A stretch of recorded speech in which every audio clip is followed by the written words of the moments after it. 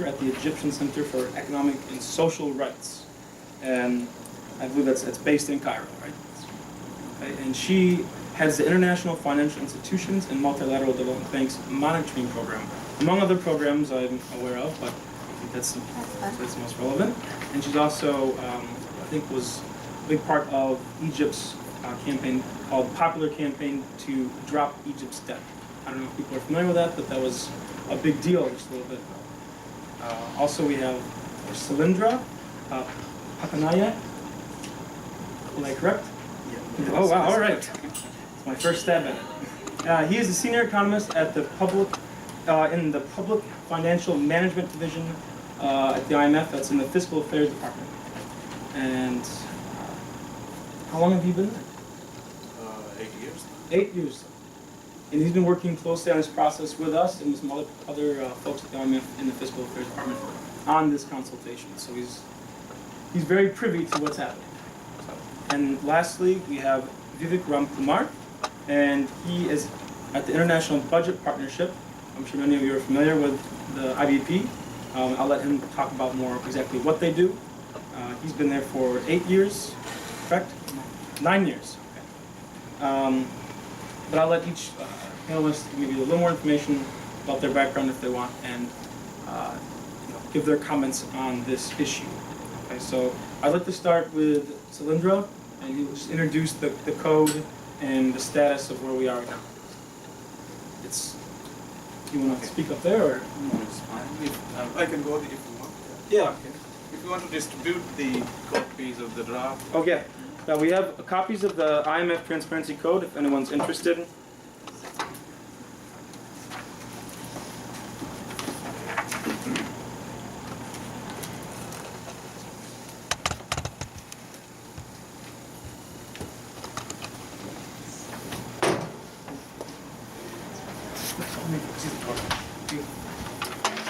Okay, thank you, Nathan, for the nice introduction. And maybe just to add what Nathan has said, I have been working at the IMF for the last 80 years, and in this capacity, I have been involved in providing advice on public financial management reforms to a number of countries, covering all the regions of the world. And as Jonathan said, I was part of the core group which drafted this new fiscal transparency code. Okay. Was there a previous code? No, this is the revised. This is a revised draft.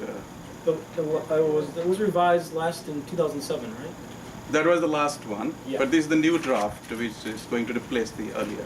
So the code has not been revised since 2007? Yeah, correct. Okay. If you're going to click here. Like here.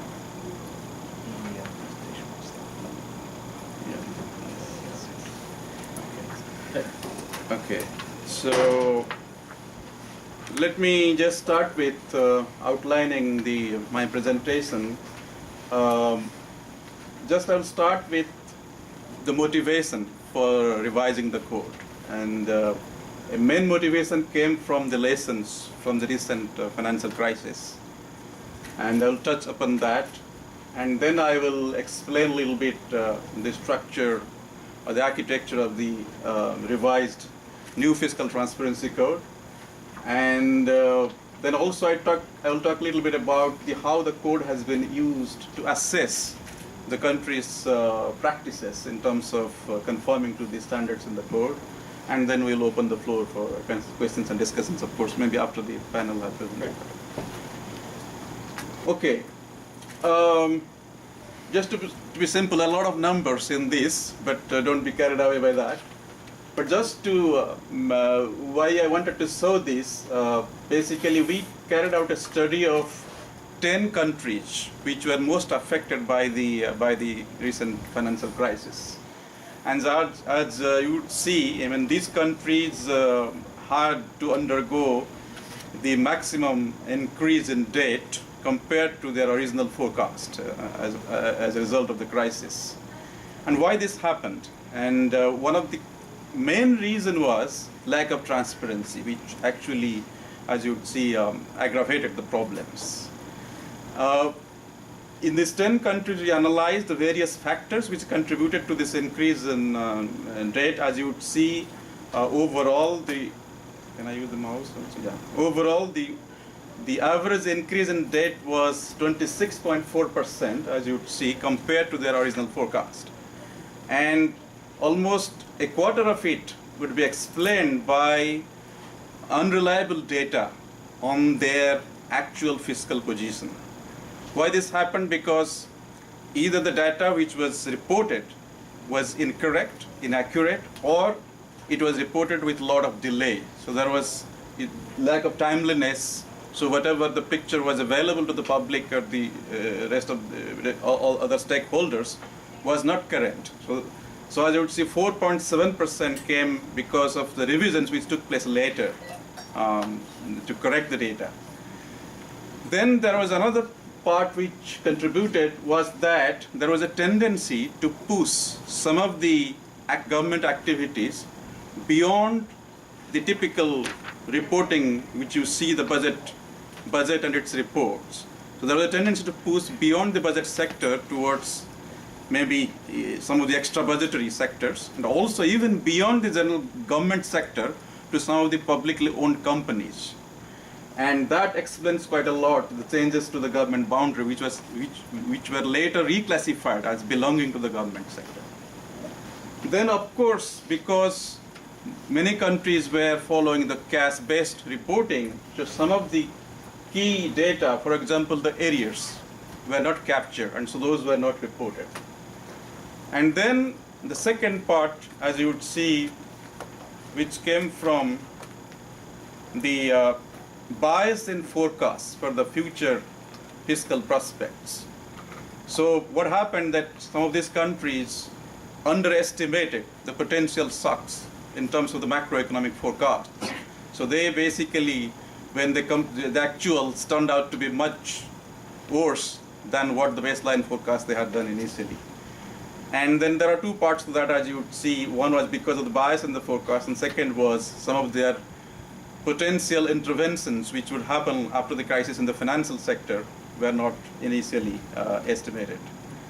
And then, as a response to this crisis, of course, these countries had to take certain policy interventions, and some of those are explained. I mean, as you would see, in some cases they are negative, some cases they are positive. So some of these countries have to undergo, fiscal stimulus, have to provide fiscal stimulus, and some of these countries had to do fiscal consolidation. So as you would see, a lot of these factors came because of lack of reliable data, lack of timely reporting, and the tendency to hide some of the government liabilities or government operations by pushing it beyond the traditional, traditional focus of reporting the budget or the government sector. And just to illustrate one example how this happened, one country, this is Portugal, and as you would see, this was the initial reporting, if you say the general government gross debt. But what was hidden, no, this is not the initial reporting. This should have been the actual reporting. Sorry, the black line, the curve. So this should have been the actual reporting. But the initial reporting was as you would see, the blue bars, which were actually showing only the non-SOE, which means it didn't include the debt of the government-owned companies or the liabilities that should have been included, which were due to the public-private partnerships, which makes the government liable for certain operations. So those are not included. So when the actual data emerged later, some of these operations in SOE and PPP have to be reclassified as part of the general government debt. And some of the SOE and PPP debt which were outside the general government debt but had to come ultimately to government had to be ultimately borne by the government as part of its balance sheet. And then there are also arrears. So the actual reporting should have covered all these, but it was hiding a lot of this data. So in a nutshell, in summary, we found out this. I just give a few examples. I have not given all the detail, but just to illustrate, But we found 5 factors which contributed to a lack of, which were mainly a kind of lack of transparency, but which contributed to the financial crisis as well. So one was the revisions to deficits happened later. That's because the fiscal reporting was not timely enough. And so therefore, we recommended that there should be more frequent fiscal reporting, and ideally should be every month. The second was quasi-fiscal activities. I mean, there was a tendency by the government to basically direct some of its own government-owned companies to undertake some quasi-fiscal activities, but those were not reported. And that happened because the report only covered the government sector. So therefore, our recommendation was the focus should be not only on government, the coverage of reporting should extend to the full public sector, including all the publicly owned corporations. The third factor was some of the flows were not reported. For example, the arrears, and also some of the losses on, like some of the governments had financial assets like owning banking sector, etc., etc. But as a result of the crisis, some of their asset values are going down. But those were not properly reported. And apart from the reporting, they should have made a provision that ultimately the government has to bear the loss. So there has to be a provision in their balance sheet, but this was not there. So our recommendation was basically to recognize these losses in reports and make provisions for doubtful debts. Then the fourth factor was the forecasts, macroeconomic shocks, to remove the bias in forecasting. So because of the bias, some of the potential shocks were not properly captured. So therefore, our recommendation was to undertake not just the baseline forecast, but also to do a scenario analysis so that you see the implications of the various macroeconomic variables. And then finally, exposure to financial sector, which was high in several countries, as you know, in Iceland, Ireland, etc. And many of the governments had given guarantees and have contingent liabilities. Okay, so therefore, this should have been quantified.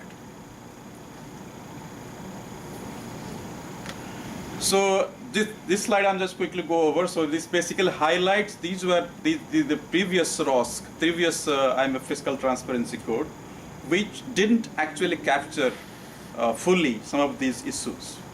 So therefore, there was a case to revise the code. And the focus was mainly, as I highlighted in the example, to focus on the quality and reliability of the reported outputs instead of just focusing on the procedural aspects of fiscal management, which was the focus of the old code, 2007 code. And also to introduce graduated practices, because some of the countries are at various stages of development, so to give some milestones so that they can make progress from one milestone to the other. And also to highlight not just the gaps, but also the size of the gaps, so that to quantify the extent of the risk or the extent of the gap. So these are the 3 key focus of the revised code. And now this revised code is organized around 3 pillars. One is the ex post, that is the fiscal reporting, and then the future, which is the fiscal prospects through budgets and forecasts, and then of course a third pillar, which has been strengthened quite a bit compared to the old code, is basically to analyze the risks and to assess how the risks are being managed. And so this is how the code looks like. You have a copy of the code, and you can look at this.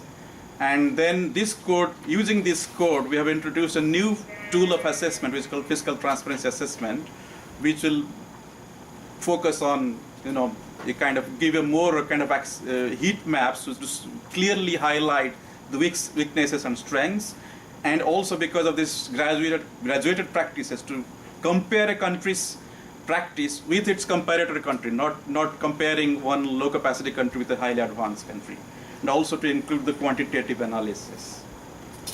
And we applied, just to show an example, we applied this in several countries, and Ireland is one of the examples where we have done a pilot assessment. And this is how it looks like, presenting in a kind of a heat map, showing what are the areas where they do well and what are the areas there are weaknesses. And it gives a full picture of the entire public sector, showing how much is coming from the government, but it shows the entire fiscal universe, wherever the government ultimately has to intervene, or ultimately has an effect on the government balance sheet. So it shows the local government, central government, public corporations, and their contributions to the overall overall risks, fiscal risks. And then this is how it shows the full thing, and there are some of the examples. And it also provides an action plan to address these risks.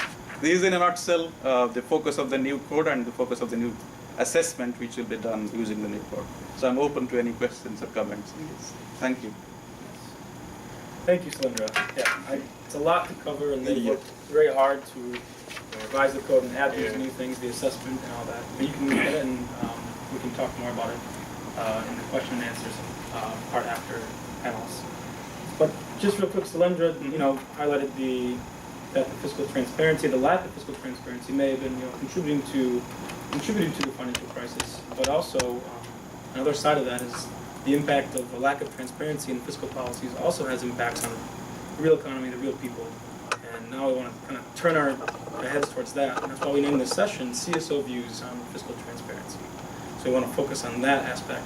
But then we'll turn back to the consultation process and figure out how we can influence the code so it improve it, strengthen it, so that it also benefits not just financial stability, but also benefits the people who are impacted by the policies of governments where they live. Okay. So now I'll turn to Vivek and ask him to give his comments. So you can take the podium, the milk crate, or the desk here. Okay. Thanks, Nathan. Good afternoon to you all. It's an honor to be here. As Nathan mentioned, I work with the International Budget Partnership, which collaborates with civil society around the world to analyze and influence government budgets in order to reduce poverty and improve the quality of governance. And at the IBP, I'm the Director of International Advocacy and the Open Budget Initiative. Let me start by congratulating the IMF on releasing its revised draft, consultative draft of the Fiscal Transparency Code. The revised draft provides practical recommendations on how governments can improve fiscal transparency practices in a phased manner and in a way that takes into consideration the different current levels of fiscal transparency practices in various countries. As a civil society organization that's been promoting budget transparency for more than a decade, we are encouraged by the IMF's renewed emphasis on fiscal transparency. We care about budgets because budgets impact people, especially poor people. This is particularly true now as financial solutions are being sought to combat shared global challenges such as persistent poverty and the effects of climate change, and as new funds from promised increases in foreign assistance and new domestic sources flow into government coffers. Our work with civil society organizations has shown that when citizens and civil society groups are empowered with budget data, they can use it to improve development outcomes. For example, in South Africa, a few years ago, the national government was reluctant to fund HIV/AIDS treatment programs, arguing in part that these programs were unaffordable. In response, the Treatment Action Campaign, a civil society network, took the government to court and presented evidence showing that there was enough money in the health budget to fund these HIV/AIDS programs. The campaign won its case, and over time, the South African government has increased its health budget for these programs by nearly $6 billion, providing life-saving antiretroviral medicines to 1.6 million people who were previously not receiving these benefits. Unfortunately, there are only a few dozen such examples of civil society organizations who have achieved these kinds of results. We conduct the Open Budget Survey biannually to profile the state of budget transparency around the world. 4 rounds of the survey have revealed that few governments provide their citizens with access to timely, comprehensive, accurate, and accessible information on budgets. And as a result, the impacts are few. The survey has also shown that there is a gradual trend towards improvements in budget transparency. But at the current pace, it will take at least a generation for the vast majority of countries in the world to attain significant levels of budget transparency. This could mean a generation of wasted resources and missed opportunities. So against this backdrop, let me provide some comments on the IMF's revised code. First, the revised code is the focus of the revised code on fiscal transparency outputs, that is the publication of key budget documents and data, as Sailendra was mentioning, as against focusing on fiscal transparency or budget transparency processes, that is the legal frameworks or budgeting systems, is a useful one because it provides very clear recommendations and measurable deliverables from governments. Our experience has been that if you send governments clear signals on what is expected from them, they are more likely to adopt those practices, and the revised code is certainly going in that direction. But the focus on publication of data and reports is a fairly limited one in some ways and misses out on, I think, 3 issues. First is that budgets need to be made more accessible to citizens, not just information being provided. And the revised code, to its credit, continues a practice from the previous version of the code and recommends that governments publish citizens' budgets. For those of you who don't know it, citizens' budgets are simplified presentations of the government's technical budget documents.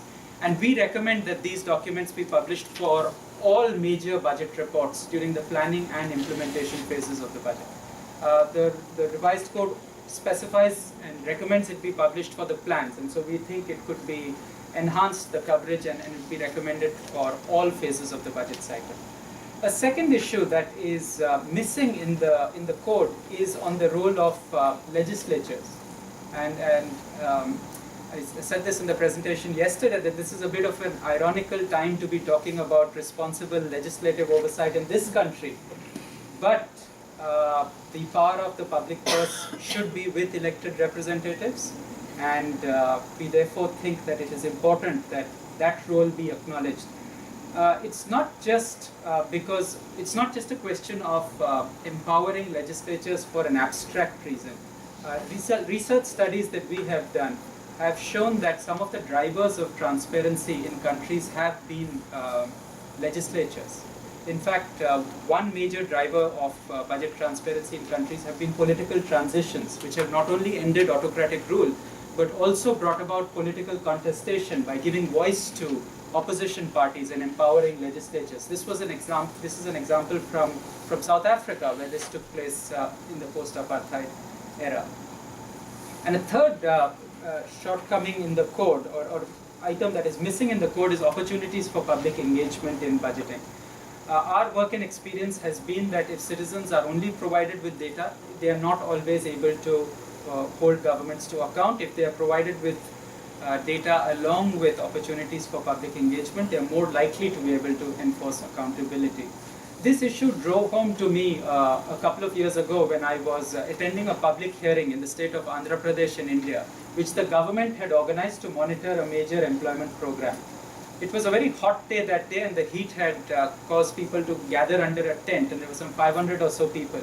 In the middle of the discussions, an old man suddenly stood up and began to sing loudly. The organizers of the public hearing asked the old man to be quiet so that the discussions could continue. When he refused to be quiet, the lead organizer got up and asked the old man to come to the side with her. I followed them. She asked the old man what he wanted.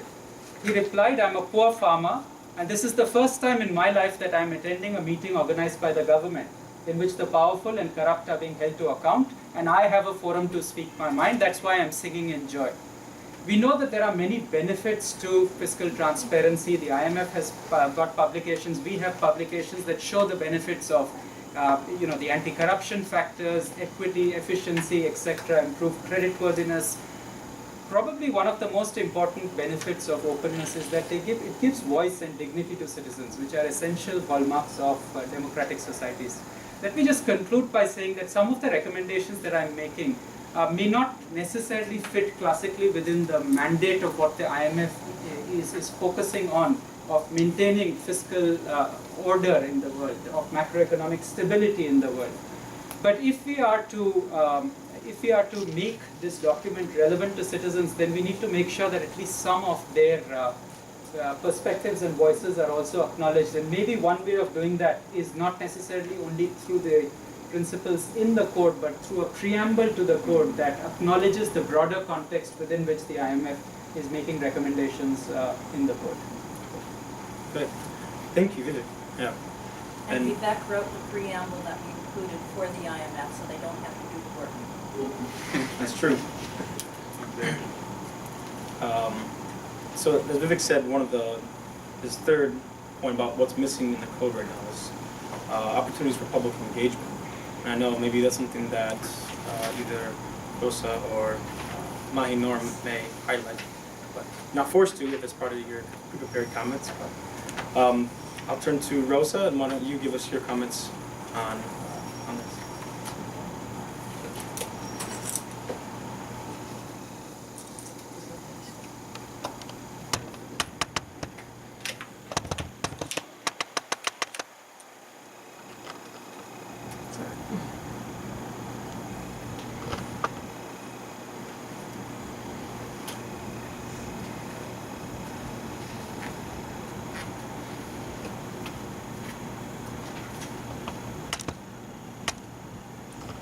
Okay. Hi everyone. I am Rosa Cañete, and I come from Dominican Republic. I have been living there, as he told, for 12 years, and I have been working on fiscal issues during all these years, and pushing with civil society and citizenship to take care of fiscal issues because they really affect their lives. So, and we have been doing a long work that last year had effects. You can see them here. People on the streets. Yeah, people. And please tell me if you don't understand my English. That is not that good. So you can stop me and say, please explain this better. Okay. After almost 10 years of work of civil organizations working with citizenship to make them really aware of the importance of paying attention to fiscal policies because they really have a huge impact in their lives, we have been creating a movement of people that really care about this, and this is a picture of last year in Dominican Republic, and the answer to a huge fiscal deficit produced in an election year by the government of more than 800 of GDP in 1 year. And 11,000 people went out in the streets to complain. So this shows that it's possible for people to really get engaged with fiscal issues. It's not just a technical thing. What Oxfam thinks about fiscal transparency? Why is it important? It is important, and it's important to say this because the concept then will tell us why we ask for some changes on the code. We want fiscal transparency because this makes stakeholders ensure that governments and taxpayers are accountable on their duties. And of course, this will bring sufficient quality public expenditure to fulfill rights. That's our vision of, fiscal transparency is just the first step of a long change that we are trying to get. So fiscal transparency is necessary for fiscal justice, and of course to use fiscality to end poverty and inequity. That should be the end of the fiscality and taxing and budget.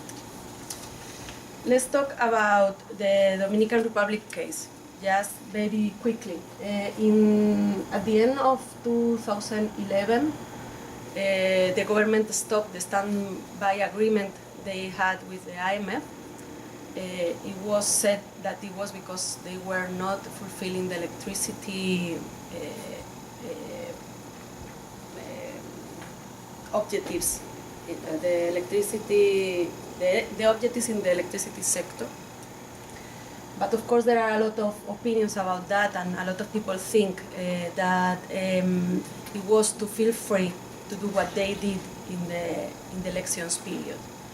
During the elections, in something like 4 months, they spent an extra budget. They spent 8% of the GDP extra budget. And it was till October that we knew how much was the fiscal deficit. And it was because the IMF had a press release, not because of the government said it. That is terrible. After that, of course, the new government decided that it was from the same party that produced this huge deficit, decided that there should be a tax reform. And of course, they put the VAT in the middle of the tax reform, and they put some basic goods in the base of the tax that were accepted before. Of course, this affected poorest people much more than richest people. And of course, they didn't want to give any information about the budget for next year. That of course, the civil organizations were asking to know how this money from the tax reform would be spent, and how we could be sure that it would be better spent than the year before. At the end, we didn't have any information about the budget. We didn't have the chance to put our needs or the citizens' demands on the tax reform. People joined under this movement called Justicia Fiscal, and there was 1,000 different ways of people spontaneously joining the movement and protesting and asking the government to do it better. You can see on this picture it was 11,000 people on the streets at some point. And fortunately, we didn't get the information we wanted, and we still don't have it. This year, there has been a really worrying decline in transparency and accountability in the art. We don't know still how 2012 budget was spent. Even though the government has to close the execution of the budget year, they haven't. In transparency and accountability, they used to publish every month in an Excel file the execution of the budget, and now they are not publishing it since November 2012. They just give you a PDF aggregated data every 4 months, and of course you don't know anything they don't want you to know. And budget cycle has been completely, they haven't followed the budget cycle at all. They have broken all the budget cycle for next year's budget, so there is a big decline. So I'm going to use, now I want to have that some things we want the code to take into account. And I'm going to use the Dominican Republic case to explain why we want it. Okay. First of all, we have to say that the new draft of the code is a big step forward. I mean, we really think there has been an improvement on it. And passing from quality of fiscal data, passing from reporting processes to quality of fiscal data has been a big improvement on the new proposal of the code. But I think this has to go farther. I mean, it's not just quality of fiscal data, it's that how fiscal data connects to rights or to development outputs. Because if not, citizenship, it's not possible for citizenship to know if their priorities are in the budget or if their priorities are being fulfilled with the budget. We just know how much it has been spent or which sector will it be prioritized in budgeting. But that doesn't mean that the public services will be better a lot of times. I will have some specific recommendations. in coverage, for example, we think really it is really necessary to include the tax gap as an indicator in coverage. We think it's not enough with tax expenditure. I think tax gap is important. In the DR, it is estimated, for example, that 33% of evasion in VAT, for example, in the DR. So I think that information is really important for citizenship. Credibility, we think we should put as well an audit of whom have power to give discretionary tax exemptions. As you know, these exemptions most of the times are given just because of political power and political discussions. I remember the tax reform in the Dominican Republic in 2005 that I was participating in the tables of discussions. And there was this big thing about alcohols, and you had the rum producers against the beer producers. And the rum producers, they were on the table trying like with this PowerPoint, showing everything, discussing everything. Beer producers didn't say anything. There was this guy, silent, nothing, very calm. Of course, at the end, beer producers won the battle, and they got this tax depending on the grade of alcohol instead of the value. So they won the battle because, of course, they have their political agreements behind with the Congress, and it's necessary to know how to have audits of how this happens, how exceptions are given. Then in comprehensiveness, we think it should be included tax expenditure as well. Tax expenditure must be in the list of issues requiring authorization from the legislators. Another thing we think that should be included is in timeliness. For example, we think it's really, really important to have pluriannual planning and to have pluriannual budgeting. Development outcomes, they don't come in 1 year. It's impossible to get them in 1 year. So if you want citizens to participate in budget decisions, you need them to talk about development outcomes, and you have to know how much this costs and how much it will take during a period of time, because it's not possible to get them only with 1 year. And as well, you get the engagement of the government, not only the government ruling on the time, but the governments that will come afterwards. So you have kind of continuous policies in the country. In Dominican Republic, we have this law, this National Development Strategy, that is a law. It has pluriannual development outcomes on the law. Of course, at the moment they are not really reporting on this, but the pluriannual budget that was supposed to be in the same year, 2010, it has not been fulfilled. At the moment, we don't have it yet.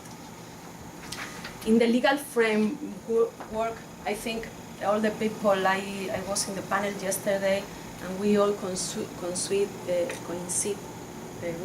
we don't agree on this. I don't think it's enough to well define in law the fiscal powers on executive, legislative, and judicial. Judicial system must play its role and apply law, sanctioning authorities that do not fulfill budget, financial, or taxing legislation. For example, last year in Dominican Republic, we have all these 1,000 new laws that were produced after a huge crisis we had in 2003.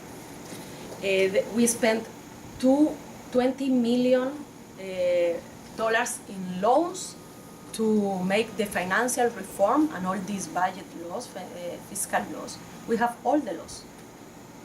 All the laws. We even have a strategy, a development strategy till 2030. But last year, they broke 24 times the laws we have to produce this 8% of GDP budget fiscal deficit. So no official have in charge. And of course, I think we really have to put the stress, not only having the laws, but to use them, to apply them. Then in policy orientation, development objectives and outcomes should be included, as I was saying. It's the only way for citizens to evaluate the quality of spending. And we really, if not, we just reward the sector that executes its planned budget without knowing if this money was well spent. If maybe they just spend it in corruption. So we really need to know to join results-oriented budget, because if not, we just say, okay, they spent, but what did we get from that? Then finally, then these descriptions of basic, good, and advanced practice under each principle, I think they are quite good. But something that you should take into account, I think, is that we have to communicate well this to the governments, to the countries, to know that it's not enough to be in the basic level.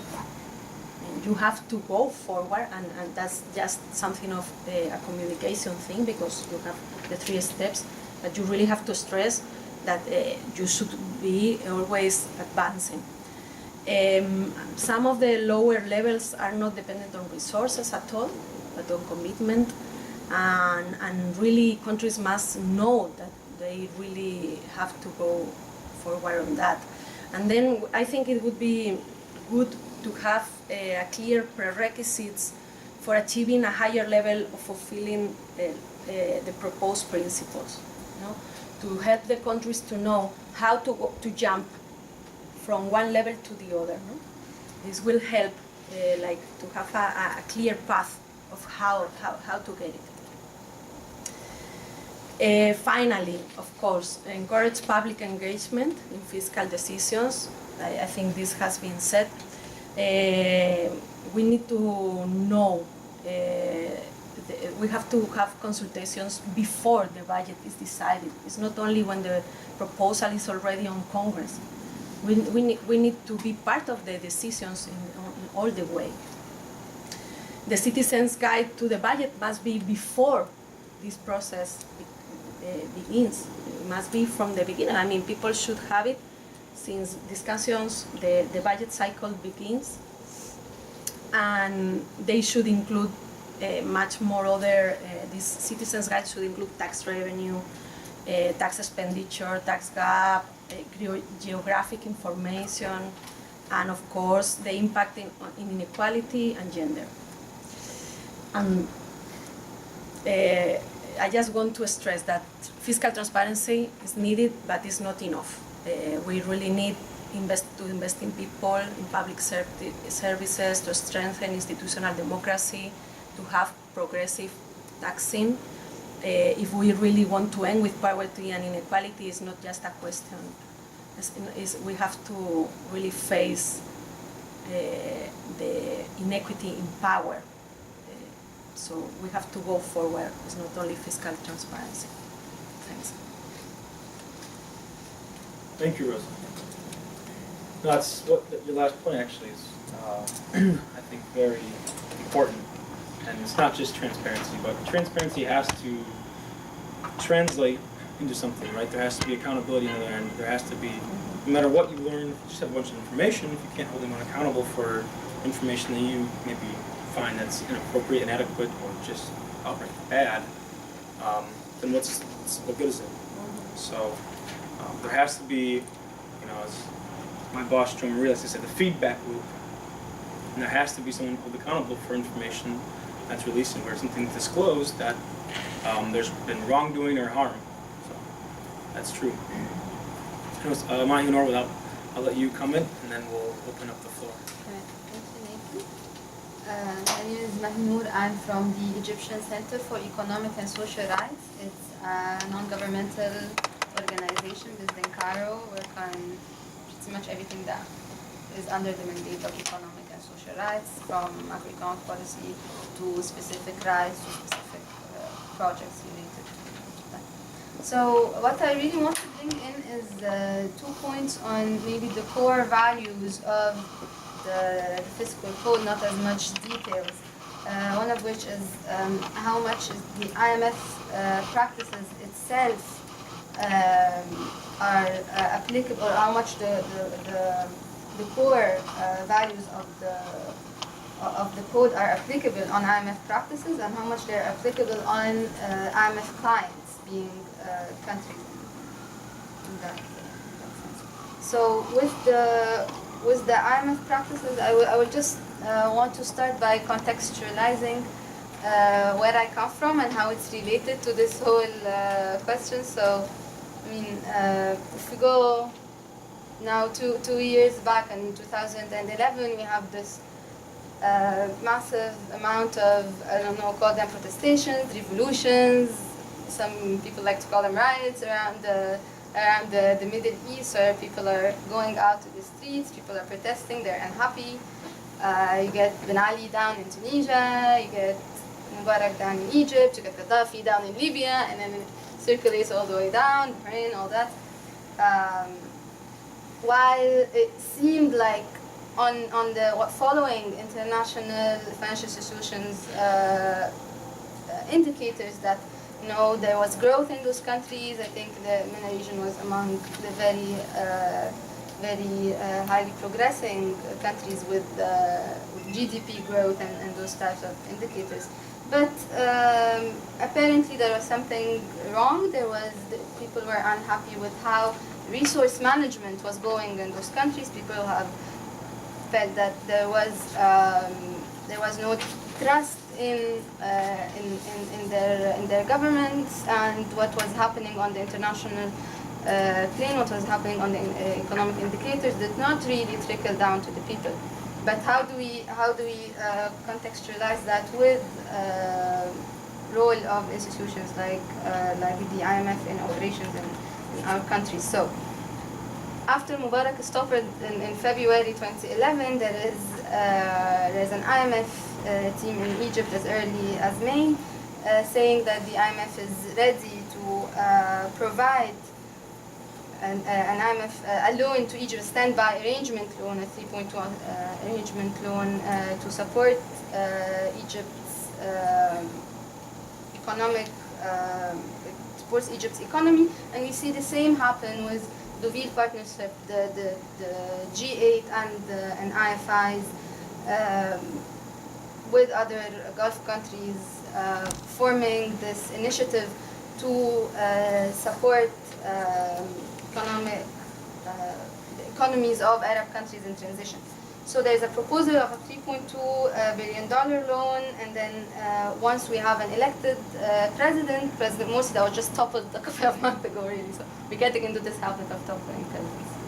Anyway, but they're all for reasons. The loan is extended from 3.2 to 4.8. However, people start questioning about this loan. What is it about? There are some talks here and there about the loan being related to austerity measures to reconcile for a fiscal consolidation program. Similar to what was proposed pre the crisis in 2010. But the government, what it says about it is it says that actually there are no policy recommendations that come along with an IMF with an IMF loan, and that even it goes further to say that there are actually no interests that come with the loan, and whatever that is attached to the loan are actually administrative fees. Of course, organizations that work on those issues say, wait a minute, that's not how it's like. But anyway, what we get from this situation is there was actually a lack of public engagement or consultation with the people when it came to such a program. Had there been an open discussion about what an IMF arrangement is for a country, the government would not have the opportunity to make such statements.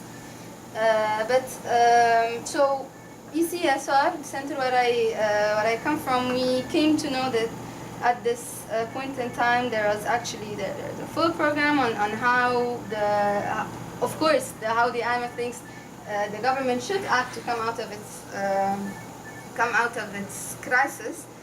So we go to the court, we go to the Higher Administrative Court of Egypt to demand the release of the national economic plan. I mean, we're here way beyond having fiscal transparency. We're talking about transparency about what the economic plan for the country is really, because there seems to be a loan about to be signed in a couple of months in December, and there is no announced national economic plan. So where is this loan supposed to fit in, and how are we supposed to pay it back, and all that? So we go to the court. We get an economic plan published. We get the government also. The court asked the government to release the meeting minutes that it had with IMF staff and whatever recommendations that were assessed to that. So that happens. The economic plan that the IMF had before the people had it was finally released. But then we were ending up in December where the loan is about to be signed and there is no parliament in Egypt. So we go and say, well, it's a bit problematic to really sign a loan in the absence of a representative parliament that says, what do the people really feel about this loan? What do they think that it would do to their outlooks? But however, when we look to the fund's response to that, that it was a matter of a domestic decision whether if the government is okay with it. But we go to court again to say that this is against the law in Egypt. This is against the constitution in Egypt. That every law should be really ratified by the government. So these were comments as to the practices of the IMF itself, but also on the clients, like on the responsibility of the state to use the data collected from IBP, our friends here. So according to IBP OBS, the Open Budget Survey, Egypt since 2006, possibly before, but this is when the OBS started working in Egypt, the government has never given an end-of-year financial report to the Central Audit Agency. So you close the year, you have a report, it never goes to the Central Audit Agency, or if it goes, it's never let out. It never let out onto the parliament. So we never really see what the end of year, what is the audit, what the end of year report assessment looks like. And then the question here becomes is whether the IMF is ready to lend loans to governments that are that basically don't have an end-of-year report, the end-of-year budget report out to their parliaments, let alone the people, and making it friendly and citizen readable to the citizens and so forth. So what are we really risking here? I mean, those can be seen in an abstract manner as policy issues, but they can also be seen in a political context that I feel we need to be mindful on. That the economic order does not operate in a void space of all politics. How do we make sure that such assistance, such loans, do serve the development or the economic stabilities of the countries instead of being turned into what becomes questioned, whether it's legitimate or an odious debt on the people, and just specifically because of lack of transparency and accountability in that sense, that people decided or started losing trust in their government, and that's why people go out on the street, specifically for such reasons, specifically for feeling that they are paying for money that they don't know where it's coming from or where it's going to, and they're still in the same dire conditions that they were in decades ago and after. So what do we really recommend in here? Well, so we recommend really that the IMF uses its leverage as well as responsibility to put countries or to push for transparency, either inside or either inside the country fiscal practices, or with its own staff processes and policies. And I mean, there is a tendency to say that, you know, the fund only and other IFIs as well. The fund only answers to recommendations that are made domestically. This is a shared responsibility, really, which is true, but we cannot be absent of the fact that in a political situation of emerging democracies, governments are waiting and hoping for political support from superpowers represented in big international financial institutions such as the fund. So, example given, instead of advancing a VAT policy recommendation to Egypt, which was, by the way, mentioned in, or was a recommendation of the IMF in 2009, right after the crisis, 2010 to the Mubarak regime, and then again in IMF prepared Deauville Partnership recommendations to Egypt. We've seen it directly come into the November 2012 economic plan of Egypt. There was a VAT legislation in there. What we can really do is, if the IMF does post recommendations on fiscal transparency, something as simple as having the end of year report out to the central audit agency and then out to the president. This is very simple. I mean, recommendation is put out there. It might as well make it to the economic plan just as the VAT did, really. Other recommendation would include.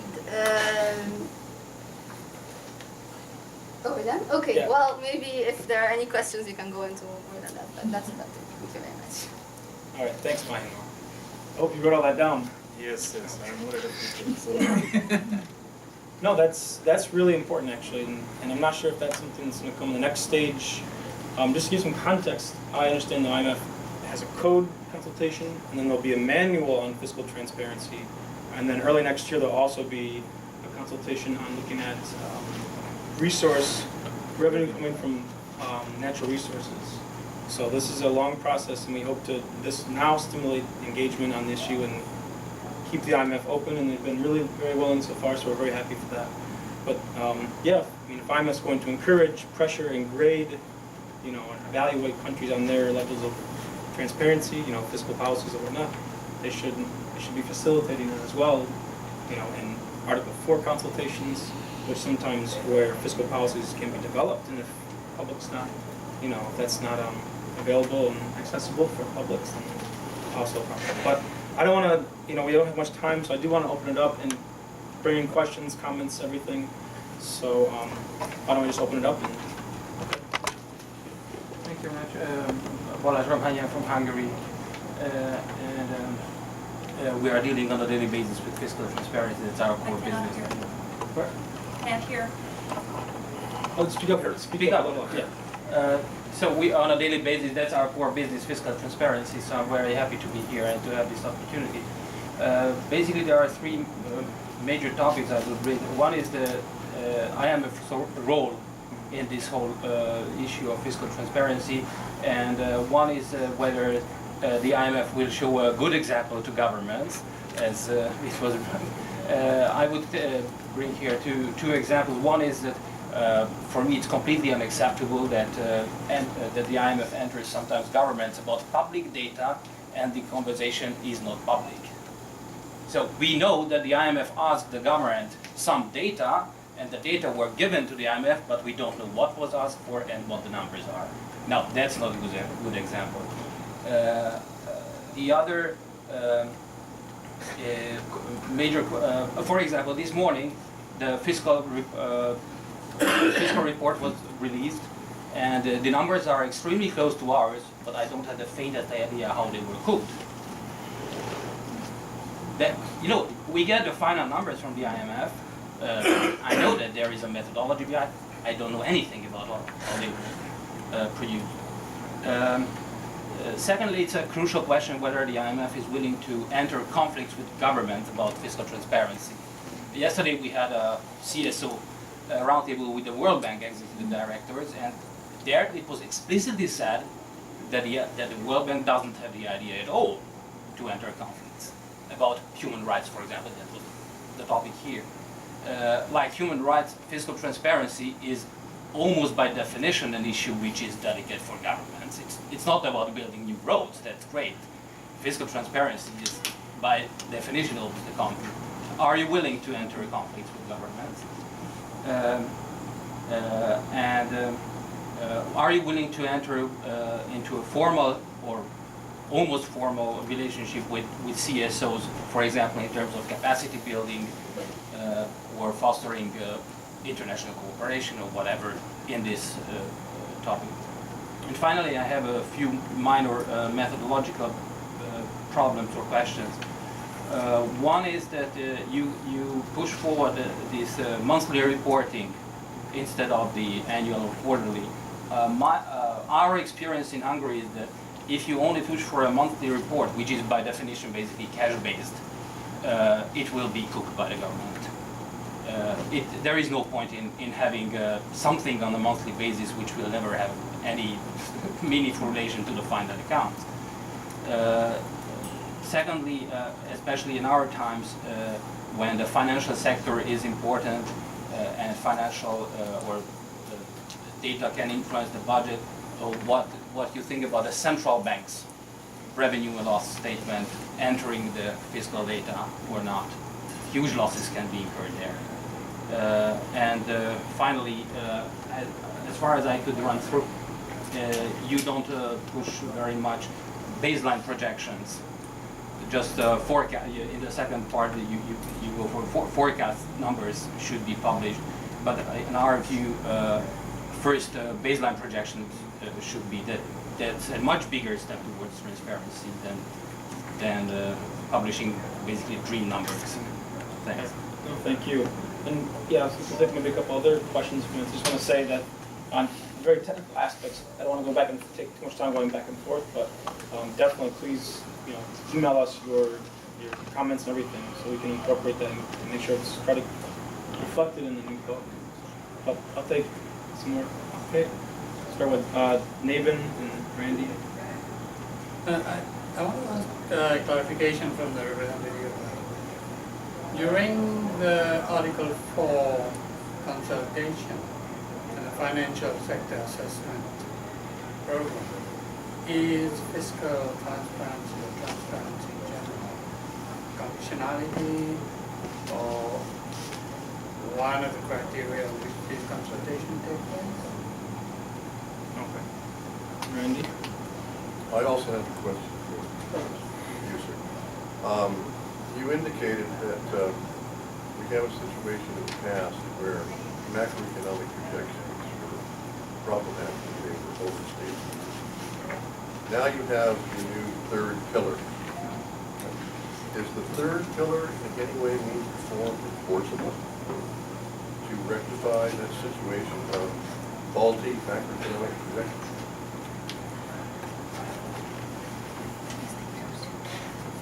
Sir? Dan, just from Transparency International, USA. Here in the U.S., we've been trying to push for some legislation that increases transparency. The U.S. government has legislation in front of Congress, which stuff that's going on is sort of been development. But this fiscal transparency legislation would basically take transparency very far to the point where you would actually see individual disbursements to grant recipients. I'm curious if the IMF guidelines consider that would be a best practice to go that far.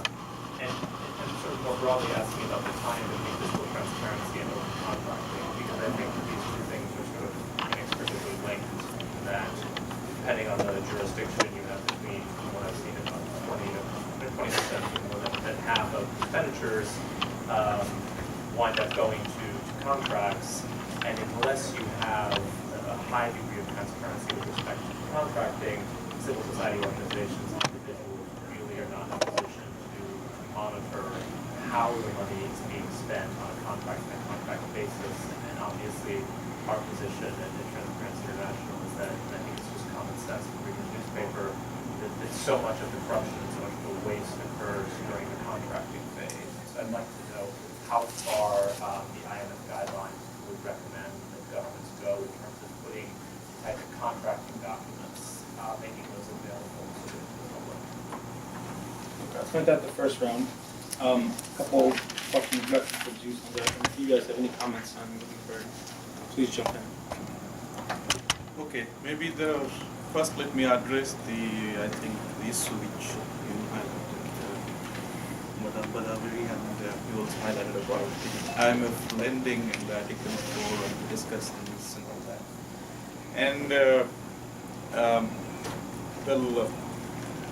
what I can say, because these are the activities actually done by the respective area departments, But what I can say is I'm not privy to the exact examples which you are quoting, like the exact example which you specifically gave a lot of details. So I'm not privy to that discussion, so I cannot comment on that. But what I can say clearly is that there are clearly laid out procedures which have been ratified and vetted by the 188 members of the world. So, governments, yeah. So therefore, I hope it is being followed. But I note whatever you have expressed, your views, I have looked at them, pass it on to the respective area departments. So that's broadly my response to that issue. Then coming to the fiscal transparency, let me start with your question on the monthly.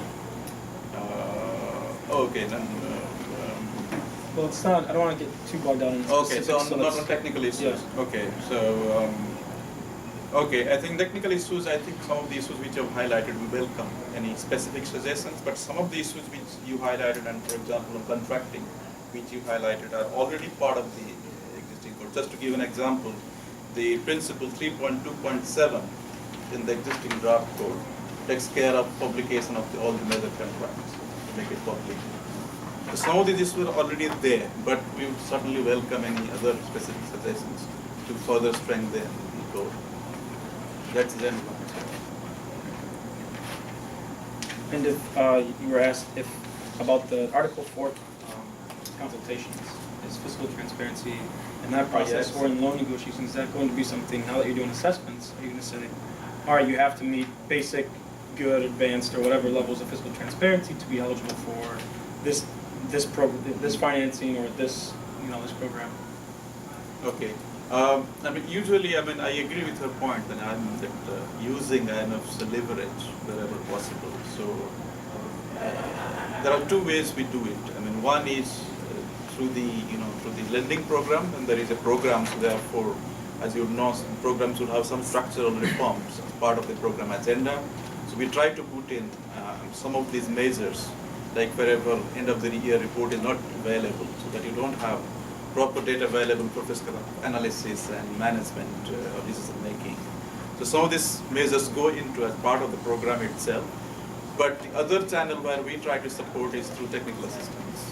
So we try to provide help in terms of technical assistance to help build the institutions and put in place the right tools to develop these things. And coming to the specific question on the financial sector assessment program and the fiscal transparency, these are two. We have another transparency instrument, the monetary policy transparency. So most of it's taken care of by that instrument. So, and the fiscal transparency code mostly looks at the fiscal sector, but there is a linkage between the two. So we try to coordinate between the two assessments. Rosa? No, we were just pointing that technical assistance is, I think most of us have tried to go to the chief missions of our own countries to try to get information, and it's not open. You don't know what is the advice of the IMF to the country, and it's not possible. And it's, I think, something everyone has been the main topic that has arose. Yeah, let me interject. Coherence between the fiscal transparency code and the transparency of the IMF. Yeah, I think, as you particularly highlighted, IMF is an institution of the member government. So basically, it will be guided by the governments.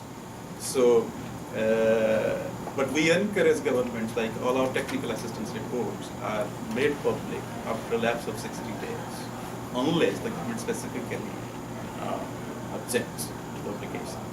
Is that rejection part of the code? Would that be part of that's being rated basic? No, that's advanced? that's the IMF procedure of technical No, I assistance. understand. I'm saying, but when you are assessing fiscal transparency of the government, Yeah. decides to release or disclose or not disclose this information, does that put them into a category or ranking? Like where very advanced practice should be best practice, right? So that should also be maybe Included in the kind of ranking. So if a country's not going to disclose information. That's a good suggestion. So, is there more questions here? Sargon? Thanks. Just checking if there's anybody else called Sargon. Would you please speak up? Some Yes. of us are deaf. We missed the whole conversation. Sorry. You can watch it later online. Yeah. Thanks, Dave. I'll do my best, Joe Marie. I have two questions.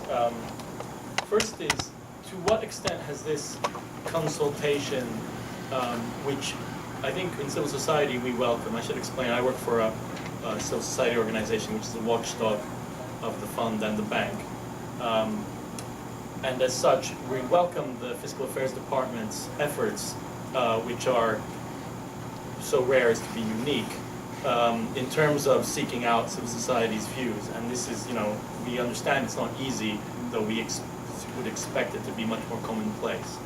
Nevertheless, what efforts have you made to share with the rest of the fund the lessons that you're learning about the approaches to consultation? So when we started out, Nathan, you explained that this isn't just about the content of fiscal transparency, it's about the process of consultation. And my second question is, to what extent has this consultation process, and I think we've touched on this just now in the back and forth between Rosa, Nathan, and yourself, been informed by or in any way interacted with the recent board decision on transparency policy, which obviously touches on a much broader definition of transparency, but I think in, for example, the publication of country documents, which was just discussed, is extremely pertinent. Okay. Let me address the first issue, to what extent this approach has been taken to the rest of the fund. Well, we have tried to reach out, to other departments within the fund to explain the new code and also the process which we are undertaking in terms of consulting outside the fund to the civil society. And as you would have noted, compared to the previous codes, which were kind of a very one round, that's towards the end of the process, there was just one round of consultation. This time it has been much more elaborate and going into 3 or 4 stages of consultation. Right, starting with a very open round and then going specifically on the draft code, then we'll be coming back again, as Nathan said, on the manual and the resource review guide. So because we think that the consultation benefits us quite a lot, like all these good suggestions which are coming.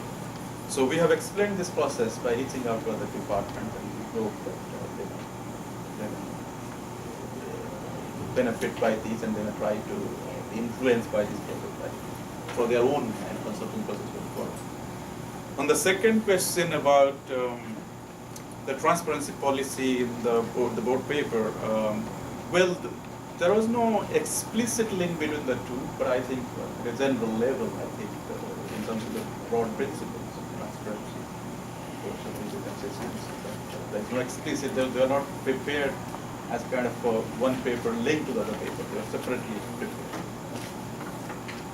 All right, well, just as we're kind of close things up here, just want to reiterate this consultation process is ongoing. Please, if you have comments, suggestions on the code, or what just principles in general, things that you think are really important for fiscal transparency in your country and just on as an international standard, please share with us.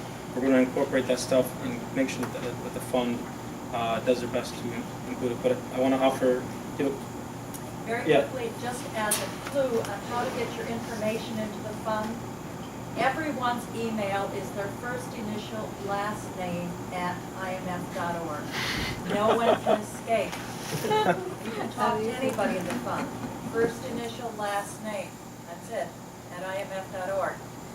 If you didn't learn anything else today, you learned that. Yeah.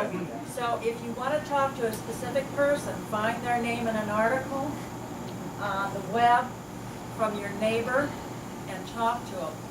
And then if you don't get an answer, send it to us, and then we'll complain really loud and obnoxiously about how this person is uncooperative. So That's C. we got Lagarde. your back. Huh? That's C. Lagarde. But okay, so in closing, maybe I want to just ask the panelists if they have any final comments. Just in general, it's okay. So does an IMF fiscal transparency code actually going to influence how your government releases or discloses information? That you think it should be doing that? And what are maybe some of the key things? Like Vivek point out some things that are missing. Like public engagement, I think is a really big issue. But maybe just offer maybe your final comments and suggestions or whatever. We'll start, Vivek. Why don't you? We'll go down the line. Well, I mean, I don't know. I've said the recommendations that we had to say, and I think the fact that the IMF is making this good faith effort at reaching out to civil society organizations and expanding the time available, I think is exactly the right approach, because the issue of transparency is so important to us as citizens in our countries where so much money is being spent, that we need all the support that we can get from global institutions that can push the agenda of fiscal transparency forward. So I thank Sailendra and his colleagues for providing this opportunity to us to be able to discuss our concerns with them. I only have one more question. Is that with this fiscal transparency code, how will the IMF use it with countries? I mean, what will be the consequences? It's just an information tool, or will it have some consequences of the way IMF works with government? Okay, it can be used for two purposes. One is if a country requests for to get IMF help to do a fiscal transparency assessment using the new code. We welcome it. As I was mentioning, we have already done pilot assessment for a new country, and we welcome more countries to come forward and ask for it. That is one way. If a country asks, then we prepare an assessment and then we encourage its publication. And like some of the Ireland assessment was published, then the whole information becomes available to the public at large and to civil society. Brings more pressure, accountability, what happens. That's one way.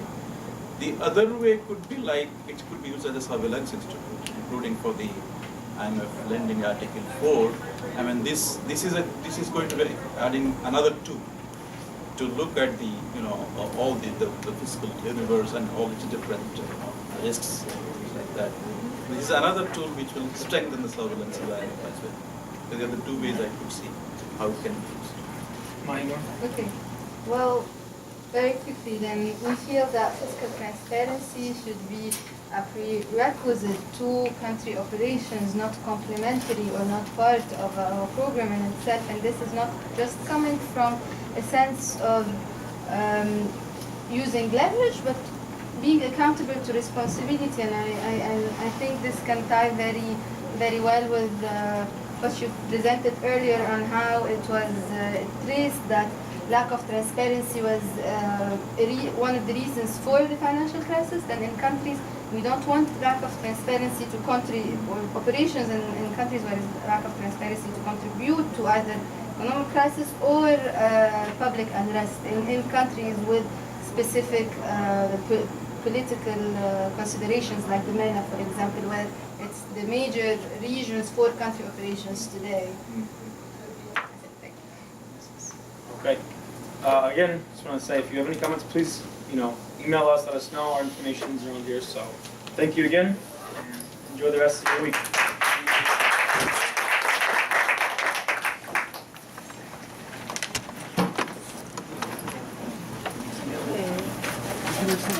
Okay.